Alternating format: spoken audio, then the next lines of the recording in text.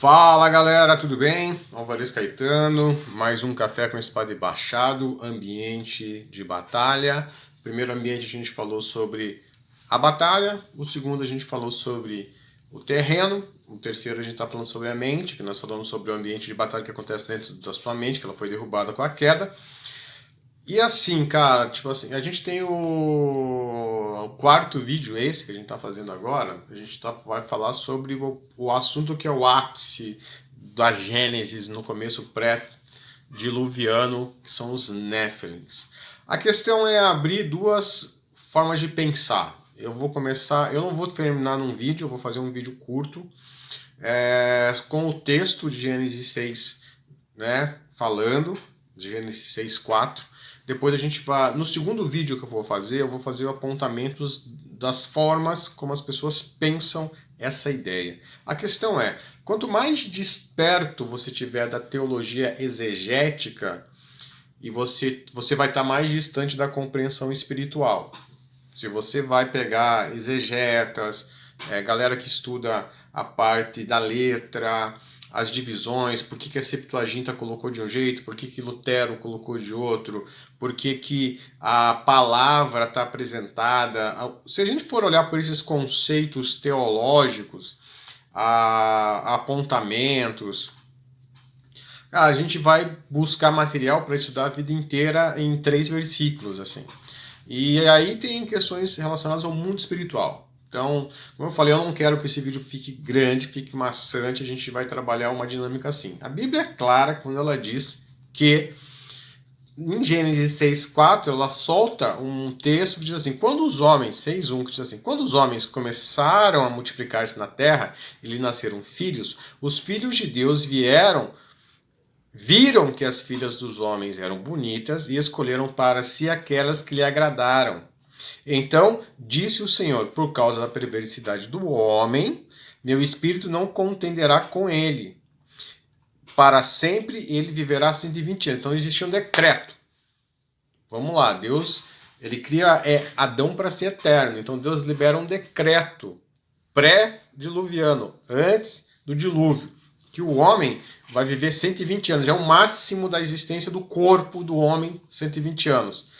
E aí no 4 diz assim, naqueles dias haviam Néfilins na terra, e também posterior a eles. Então guarda essa informação. Naqueles dias haviam Néfilins na terra e também posteriormente. Quando os filhos de Deus possuíram as filhas dos homens e elas deram filhos, eles foram os heróis do passado, homens formosos, ou homens de valor, ou homens valorosos desse período antigo.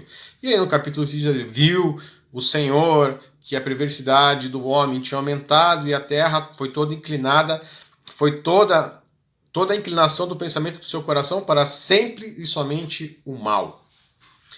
A gente tem que entender assim, independente de como você acredita, tá? Se você vai acreditar que esses Néfilins são anjos caídos, porque Néfilim é de Nafal, por mais que alguns dizem que não.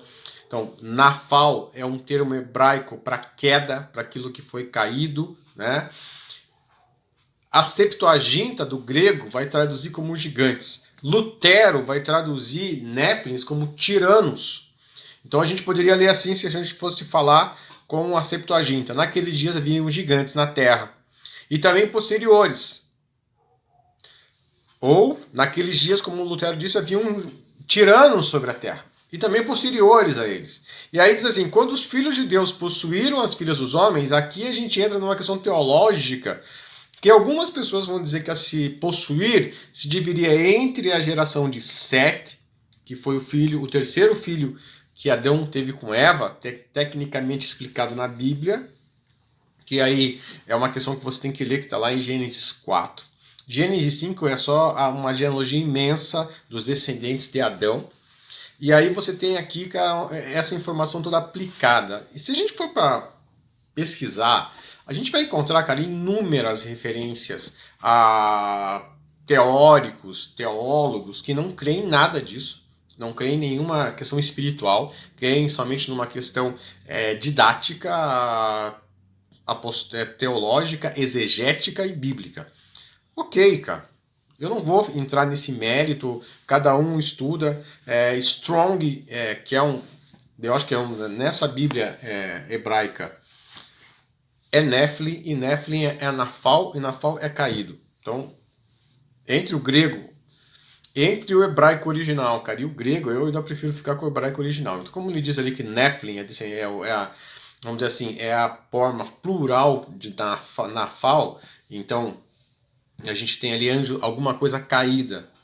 Então, seres caídos que habitavam naquele lugar. Então, os Behaim Elohim, que são os filhos de Deus, que é uma outra linha de interpretação. E aí, cara, a coisa vai. Como eu falei, eu não vou fazer um vídeo longo. Tá? Eu já falei isso 3 vezes, esse é maçante, é chato. Eu quero explicar algumas questões num segundo vídeo. Então eu vou fazer Nephilim, a parte 1 e parte 2. A parte 2 do Nephilim vai ser exatamente a coisa que é o quê? Aquilo que eu creio e defendo. Tá? Aqui a gente vai fazer abordagens gerais sobre as linhas. Tá? É difícil você estabelecer uma linha teológica, é difícil você estabelecer? Cara, porque é exatamente isso. Entender essa questão não define se você vai ser salvo ou não, só te dá um norte de batalha.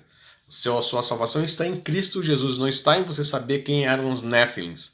Te dá entendimento do nível de batalha ao qual você vai entrar, mas não define se você vai para o céu ou não. Essa é a questão. A questão é que cada vez que você vai pesquisar algo, cada pessoa te dá uma norte diferente. A questão é a gente encontrar um termo que converja tanto a parte bíblica quanto a parte espiritual. Então isso a gente vai fazer num próximo vídeo que vai ser Nephilim parte 2. Porque é uma demanda grande. E o próximo vídeo a gente vai falar sobre linha de pensamento espiritual. Aí a gente vai entrar para uma questão de revelação e crença. Aonde, como eu disse, entender quem eram os Néfilins não define a sua salvação. A sua salvação está em Cristo. A batalha já está ganha. O Senhor é o Senhor da guerra. Ponto.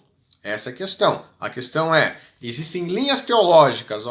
Existe o termo hebraico para Nephilim, é Nafal, que significa caído. Existe a transliteração para Septuaginta, que é gigantes, e existe a tradução do Lutero, que significa tiranos. Então, cada uma delas vai te nortear de alguma forma. A questão é que existia algo ali que não estava certo, porque Deus decidiu exterminar toda a Terra. Então, essa é a interrogação que eu quero que você coloque para o próximo vídeo. Por que Deus decidiu... Cara, deu ruim.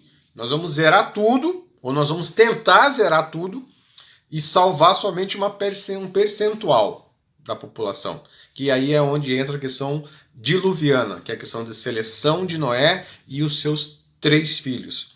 Aí a gente começa isso para um segundo vídeo, beleza? Então, meu nome é Alvarez Caetano, bem-vindo ao Café com Espada e Machado, te vejo no próximo vídeo, me siga, cara, clica ali no sininho das notificações, dá like, ajuda a compartilhar, vamos fazer esse algoritmo funcionar para dar tudo certo e a gente fazer esse canal crescer, porque isso é só o começo de uma grande jornada. Valeu? Um abraço!